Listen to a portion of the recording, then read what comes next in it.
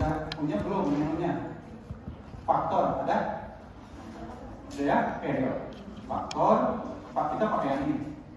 Yang nanti juga apa untuk tugas KPP kita menggunakannya. Tapi boleh tidak Pak saya pakai yang lebih canggih? Boleh, silakan. Ya, yuk. Sekarang caranya sudah menunya diklik. Oke, kita masukkan semuanya. Yang tadi bis tadi ya, bis sampai 15. Oke.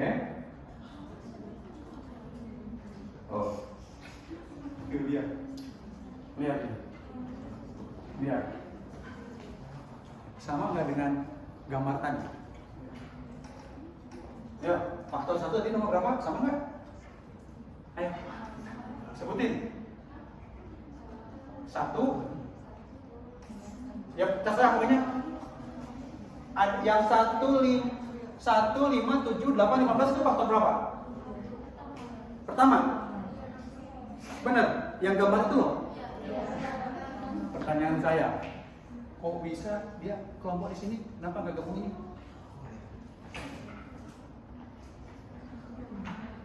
Siapa yang nyuruh? Pak Irwan? Enggak, itu cuma usul aja. Lihat, mereka itu kayak punya perasaan, mereka bergabung dengan yang sama.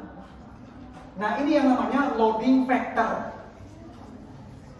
Ya, faktor loading. Ini Pak, item 1 berkorelasi dengan faktor 1 0,8. Ini diurutkan lemah dari paling tinggi 7, 8, 7, 7 ini. Nah, ini Anda boleh bilang apa? Validitas item. Ini boleh. Kalau pakai reliabilitas nggak bisa. Itu namanya apa? Indeks diskriminasi item. Yang ada di semua skripsi bukan validitas, namanya indeks diskriminasi item. Ya? Jadi jangan pernah lagi menuliskan validitas item kalau caranya reliability scale analysis. Itu namanya indeks diskriminasi item. Apa? Kemampuan sebuah item untuk membedakan antara yang punya dan tidak punya tentang apa yang Anda ukur. Jadi itu apa? Yang ditulis itu yang saya sebut tradisi jahiliyah skripsi. Kenapa jahiliyah? Sama seperti Nabi Ibrahim. Ayah, kenapa engkau menyembah batu? Karena nenek moyang ayah menyembah batu. Kenapa kamu tulis seperti itu? Karena skripsi seperti itu. Kan gitu. Apa bedanya sama ayahnya Nabi Ibrahim? Nenek moyang kami skripsinya seperti itu. Kan begitu. Galak Pak Iwan. Iya. Jahiliyah kok dibiarin terus. Oke, lihat. Yang ini, benar nggak nih? Faktor berapa ini? Oke, ini namanya apa? Berarti faktor 1 apa namanya tadi? Non-planning. Oke, yang ini. Benar nomornya ini? Iya. Benar nggak? Benar. Ada yang benar.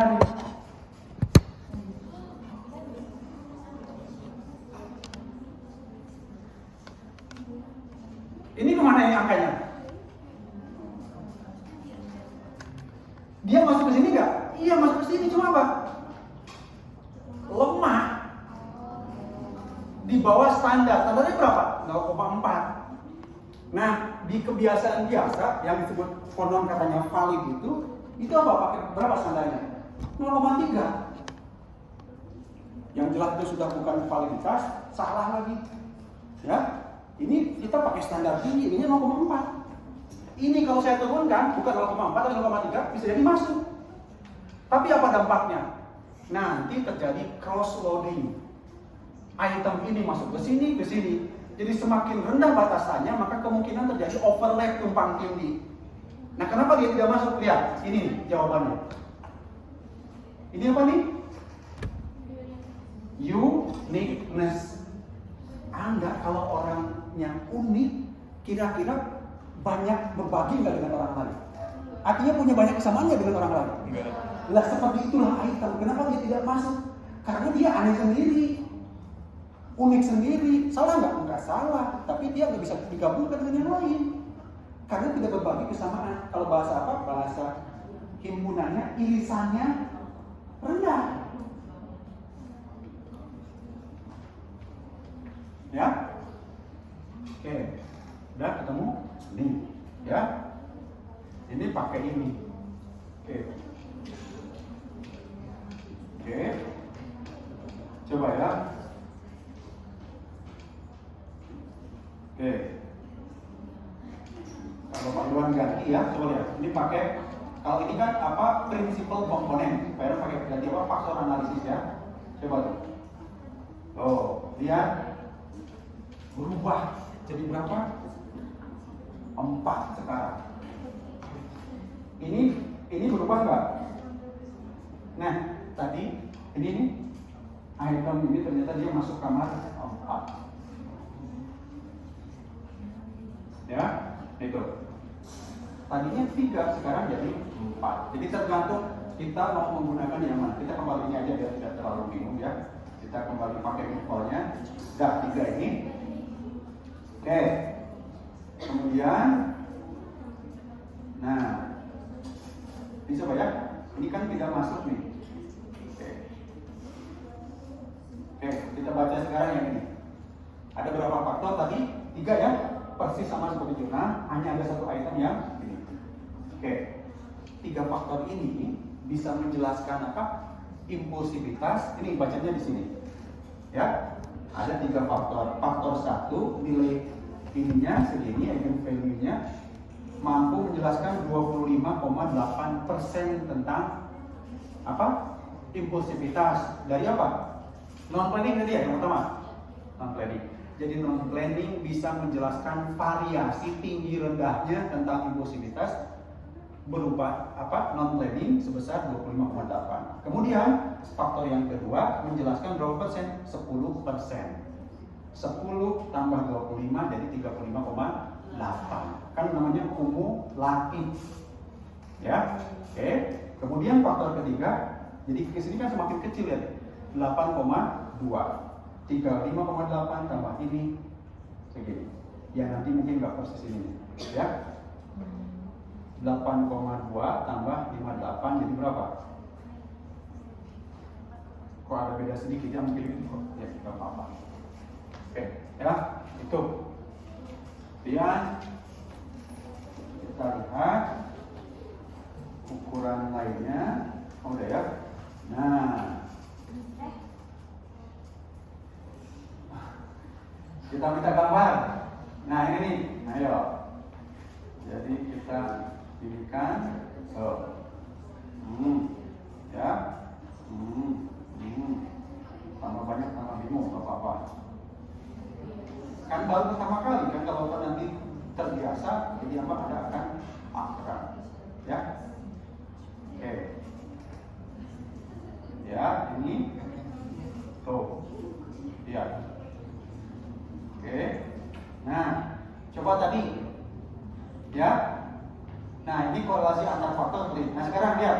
Tadi RMC-nya berapa katanya? Supaya bagus itu syaratnya RMC harusnya di bawah kurang sama dengan 0,8. Ini berapa? 0,82. Oke, sekarang tadi nomor berapa item yang sudah masuk? 11 ya, kita keluarkan ya. Karena tidak ini, kita keluarkan. Oke.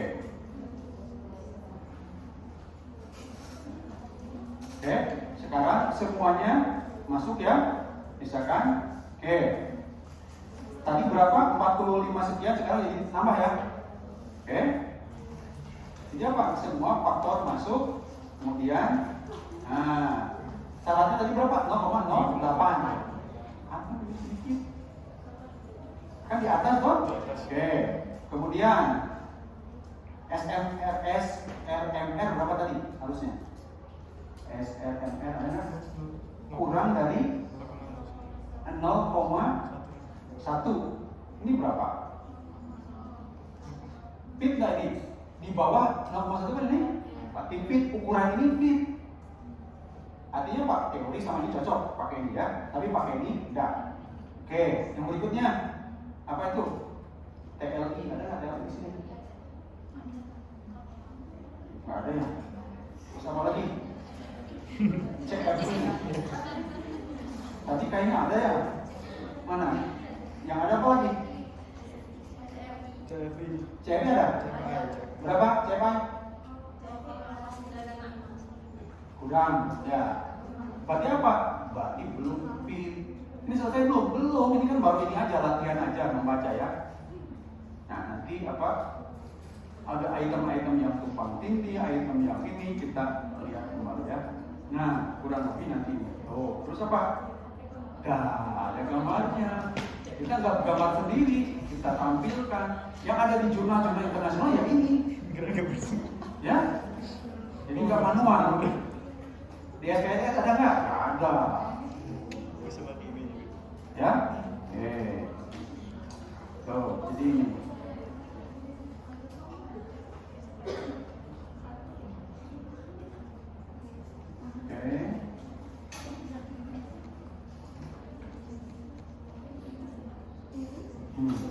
Nah ini kan banyak apa? Banyak apa yang tumpang tindih yang di sini, di strukturnya, ya. Oke. Nah, sampai di sini. Ayo, ada yang mau dipusingkan? Ditanyakan. Ya awal ya. Reliabilitas apa? Ya. Oke. Ya.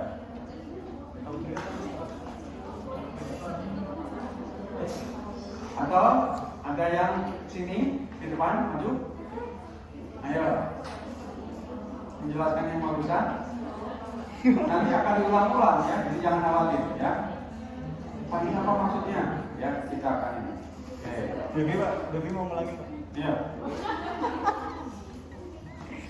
Deh, ambil deh. Ya.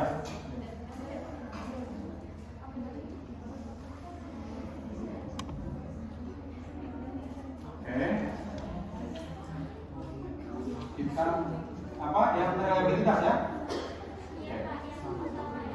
Oke. Ya. Oke. Ya, kita akan menghitung reliabilitas untuk melihat apakah reliabilitas yang ada di jurnal ini itu bagaimana caranya. Nah, beliau kan di sini mengatakan ya, beliau apa menggunakan JHSP versi 10.02. Nah, sementara sekarang benar ya, punya Pak Don versi berapa tuh? Versi berapa ya Pak? Kayaknya versi telat ya. Oke, ya. Oke. Jadi sekarang kita menghitung yang ini dulu ya. Jadi yang total ya. Tapi anehnya ini kok 55 ya. Berarti dia berapa tadi? 17 item ya. Ini kan 5. Tiba-tiba 17.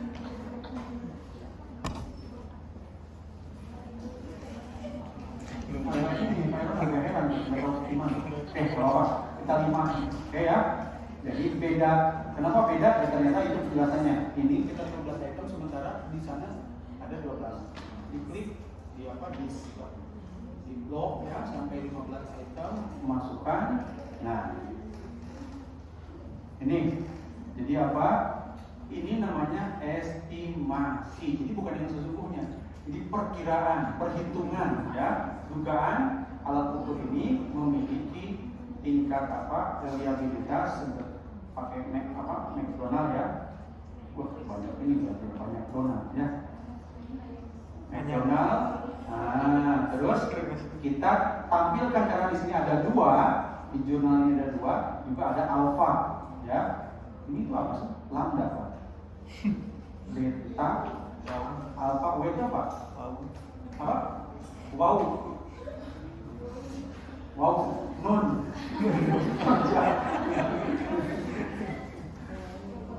Oke, kita ini tampilkan nih, ya.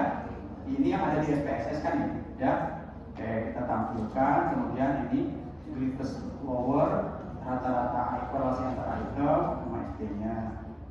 Kemudian ini statistik item individual per itemnya berarti ya. Oke, tuh. Belum. Nah ini ya. Jadi misalkan misalkan item 1 reliabilitasnya segini, item 2 reliabilitasnya ini, reliabilitas item ya, reliabilitas keseluruhan kalau pakai Bapak ini, kalau pakai eksternal gitu ya, ini alfanya apa, scale-nya ini item ya. Oke. Nah ini adalah sebenarnya indeks diskriminasi item ya. Oke, itu. Nah, terus apa? Biasakan kita untuk memberi nama ya. Jadi, biasakan kasih nama. Tadi apa? Barat ya. Barat impuls. Biasakan kita kasih nama.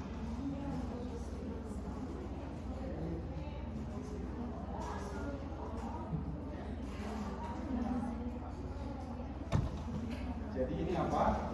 Ini akan memudahkan kita ketika butuh cepat ini apa? Nah, kalau Anda tidak melakukan ini, Anda pokoknya menghabiskan waktu lah, bikin pusing sendiri. Kenapa ya? Salah sendiri. Gitu. Nah, maka apa? Biasakan kasih kode, kasih tanda ya. Gitu. Ya. Tuh, terus lihat nih ya, ini pelajaran juga untuk aplikasi nanti.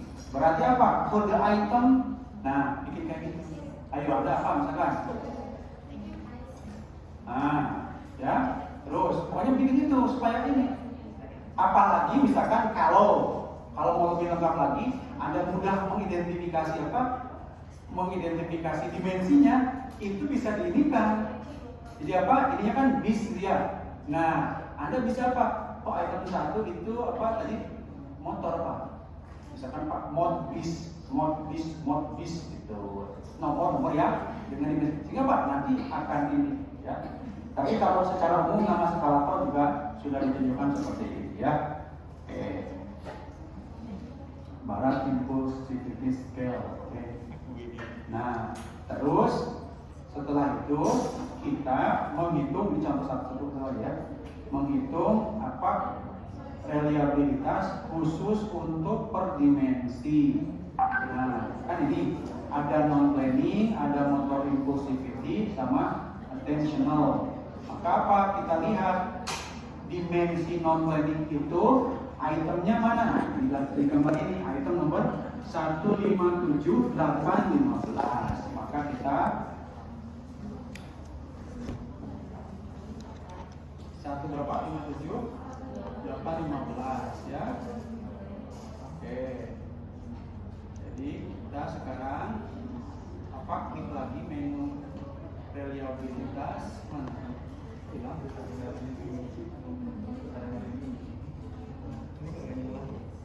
nah, 1 Ini berapa? kok mati lagi? 57 15 ya.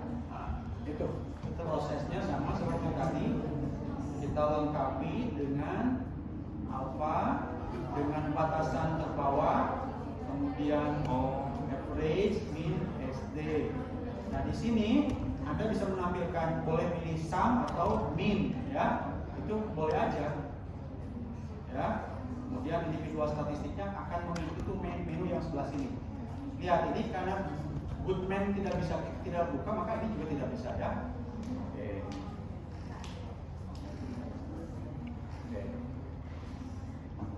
Nah, kebetulan di sini semua itemnya positif ya. Jadi apa? Tidak ada ini. Nah, kalau ada yang negatif, maka Anda tidak perlu mengubah skornya. Tinggal apa? Klik aja menu yang ini, reverse scale item. Nggak perlu diubah manual. Jadi langsung masukkan aja mana yang di ini kalau apa terbalik atau unfavorable, dia akan beritahu item ini tidak sejalan, disebutkan. Jadi tidak, kan kadang-kadang kita dengan kemampuan kita menduga yang kita terjemahkan itu bagian ini. Itu nanti respon jawaban akan mengindikasikan benar tidak dugaan kita itu. Kalau di bab 3 skripsi kan biasanya ada blueprint Bang.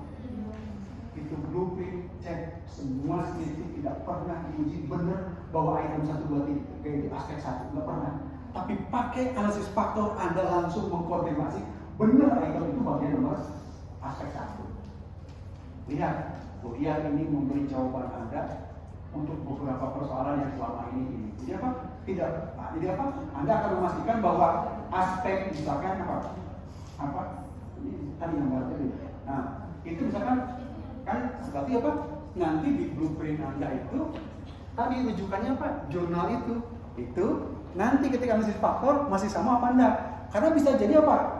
Ketika kita gunakan, kita uji coba pada subjek yang berbeda, itu akan bisa jadi tetap sama, persis sama, atau pindah ke lain arti. Maksudnya ke faktor yang lain. Iya, kenapa? Ya beda kan, tiap orang beda-beda. Maksudnya apa? Dan dia yang harus kita pastikan itu apa?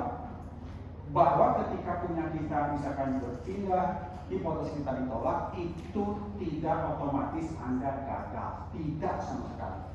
Itu yang harus Anda pegang. Hipotesis ditolak, Anda bukan gagal. Gagal itu kalau kita cheating. Ya. Jadi apa?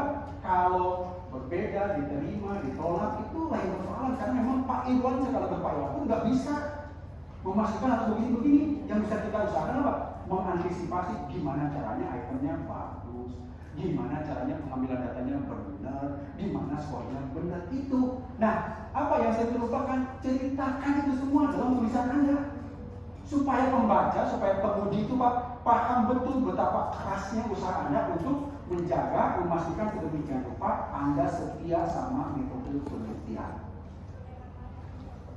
Itu namanya fidelity, setia pada metode. Kalau treatment, kalau eksperimen namanya apa? Treatment fidelity. Jadi kalau misalkan tersenyum, jadi Anda kalau sebagai trainer dibutuhkan apa? Trainer atau moderator tersenyum. Kalau dia tidak tersenyum dicatat sama apa? Observer. Moderator tidak tersenyum atau fasilitator tidak tersenyum. Artinya apa? Berarti dia tidak mengikuti apa yang harusnya seperti pada modul. Dan itu akan mempengaruhi hasilnya nanti. Gitu ya. Jadi jangan pernah merasa gagal ketika misalkan begini. Nah, ya, jadi apa? Tidak ada ukuran bahwa gagal itu gara-gara yang seperti ya. Oke. Makanya ketika misalkan ada mahasiswa, Pak, ternyata